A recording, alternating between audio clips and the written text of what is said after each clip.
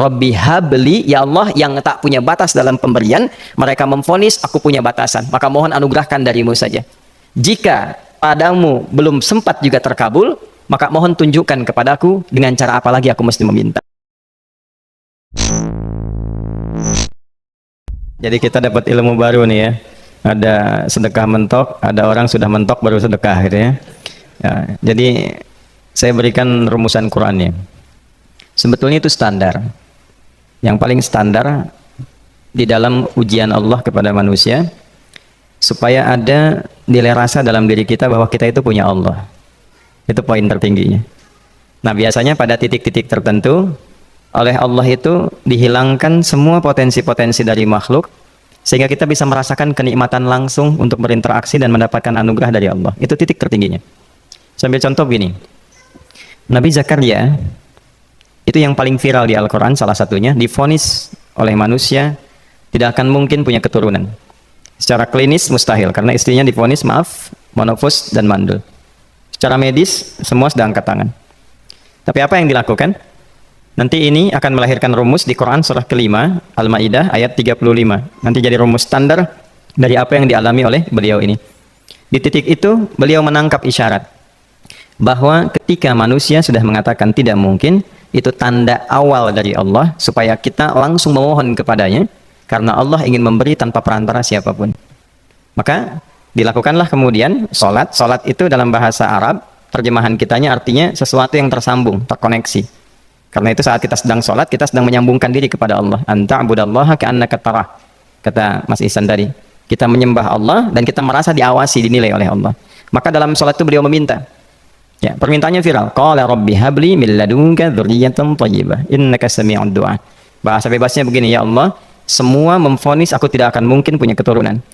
Sekarang aku memohon kepadamu saja yang tidak punya batas dalam pemberian. Nah, sebelum ke sedekah dengan harta, Allah mengajarkan dulu sedekahlah dengan tubuh kita. Karena tidak semua orang boleh jadi memiliki harta, tapi semua orang punya potensi untuk menggerakkan tenaganya untuk meminta. Oleh karena itu diletakkan sebelum harta itu sholat.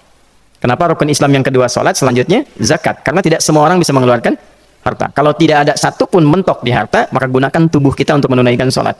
Itu rumus Nabi Zakaria.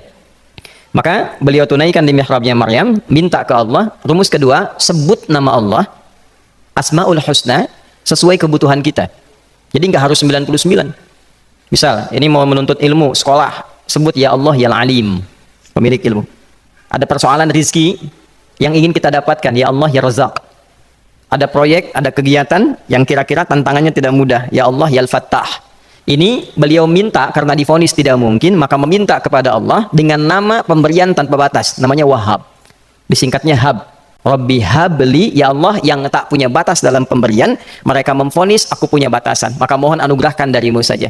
Jika padamu belum sempat juga terkabul, maka mohon tunjukkan kepadaku dengan cara apa lagi aku mesti meminta. Maka dalam situasi mentok itulah kemudian turun langsung jawaban. Fanadatul malaikatu wa huwa qa'imun yusalli fil mihrab annallaha yubashshiruka bi Yahya. Tolong garis bawah ini. Orang-orang yang langsung memiliki kesadaran saat di titik paling krusial, terendah, dan kita merasa tidak punya apa-apa, lalu ada kesadaran kita punya Allah dan meminta, itu seketika nggak ada sekat. Langsung dijawab. Seketika. Nah, karena itu biasanya di momen tertentu setiap kita itu pasti mengalami peristiwa itu. Apapun bentuknya. Nah, itu kalau sudah sampai ke situ itu kode. Jadi di Islam itu nggak ada pesimis. Ya, tidak ada pesimis. Dan jangan pernah melarutkan diri pada sebuah vonis. Sudah, ini nggak mungkin. Nggak akan dikabulkan. Nah, itu jebakan setan.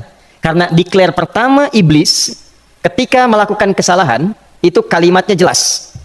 Ana khairum minhu khalaqtani min narin wa khalaqtahu ya min tin. Saya lebih hebat, lebih bagus. Allah nggak mungkin, sudah nggak mungkin ada ampunan lagi. Jadi diteruskan kesimpulan ini karena nggak mungkin katanya diampuni, ya sudah bermaksiat saja. Karena nggak mungkin dikabul, ya sudah pesimis saja. Padahal di titik itu Allah sedang membuka, temukan kata itu, temukan hubungan itu, minta itu tanpa sekat. Maka seketika malaikat turun menyampaikan doamu dijawab. Itu sedang berdiri, baru selesai doa, belum selesai sholat, belum salam. Turun malaikat mengatakan, Allah kasih kabar, kamu akan punya anak, langsung namanya dari Allah Yahya. Jadi Yahya itu pemberian Allah. Ya, pemberian Allah. Yahya artinya hidup. Yang mustahil menurut manusia, lahir seorang bayi dari rahim perempuan yang divonis monofus dan mandul, kata Allah jadi dan hidup. Nah, rumus itu nanti terus dialami oleh para nabi, puncaknya di era Nabi Muhammad SAW, nanti melahirkan panduan di Quran surah 5 ayat 35. Ya ayyuhalladzina amanu ittaqullaha wabtaghu ilaihil wasilah. Perhatikan kalimatnya dengan detail ya. Hei semua orang yang masih merasa punya iman. Tuh iman kita disentuh. Jadi kalau mengalami persoalan di titik nadir, terendah, itu yang disoal oleh Allah imannya dulu. Kamu masih punya iman nggak? Orang beriman nggak mungkin pesimis. Orang beriman nggak akan putus asa. Orang beriman nggak akan bunuh diri. Imannya ditanya dulu. Katanya kamu beriman. Iman kamu di mana? Kalau masih punya iman, kata Allah, ini ujian dari saya supaya kamu nyebut saya. Katanya ingin mendekat, kata Allah kan? Ittaqullah. Nah ini rumusnya. Wabtaghu ilaihil wasilah. Kalau engkau pengen cepat dapat solusi, maka aku berikan perangkat untuk cepat mengabulkan doamu itu. Perangkat itulah disebut dengan takwa. Nah, takwa itu ada urutan 240 kali disebutkan dalam Al-Quran, dibagi pada 3 segmen. Segmen ibadah ritual, segmen ibadah sosial, satu lagi segmen rumah tangga.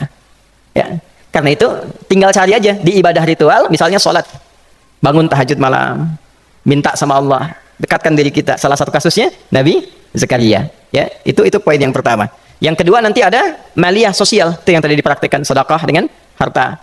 Ya, tidak harus banyak, yang penting Allah minta apa, ikhtiarkan, nggak akan dilihat berapapun nilainya. Yang dilihat itu ada nggak kemampuan mengimplementasikan imannya, itu poinnya. Titik itu, ya. Yang ketiga nanti di keluarga. Urutan pertama orang tua. Kata Ibnu Abbas radhiyallahu ta'ala anhuma, tidak ada satupun aku melihat amalan tertinggi yang menarik perhatian Allah untuk memberikan ampunan pada orang taubat atau mengabulkan doa dengan cepat kecuali berbakti pada orang tua. Dan kisahnya viral sekali di Al-Bukhari, 3 orang terjebak dalam gua, kemudian tertutup batu besar karena berteduh hujan, tapi tertutup batu besar. Lalu ketiganya mendorong, tidak pernah bisa mengeluarkan tenaga yang mampu mengeluarkan mereka dari batu itu. Nggak bisa gerak. Satu di antara 3 orang ini mengusulkan, sudah, ini tanda dari Allah, jangan gunakan kekuatan kita lagi, kita diminta menggunakan kekuatan yang Allah berikan. Coba kita cari amalan rumus takwa tadi. Satu di antara 3 itu mengatakan, ya Allah, saya punya seorang ibu. Setiap kali saya berangkat kerja, saya akan selalu siapkan hidangan untuk ibu, khusus untuk susu sebelum tidur, itu saya yang minumkan langsung kepada beliau.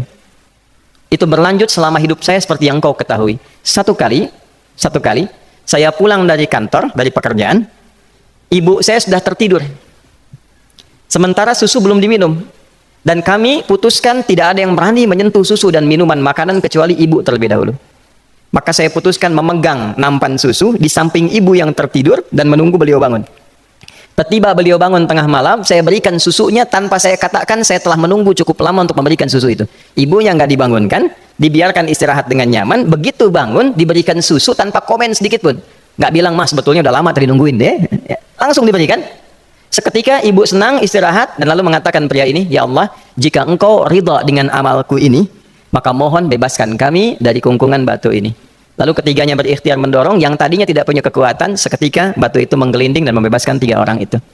Nah itu persegi dalil yang sebetulnya jadi pedoman hidup. Dalil itu kan pedoman bahasa Arabnya. Pedoman berkehidupan.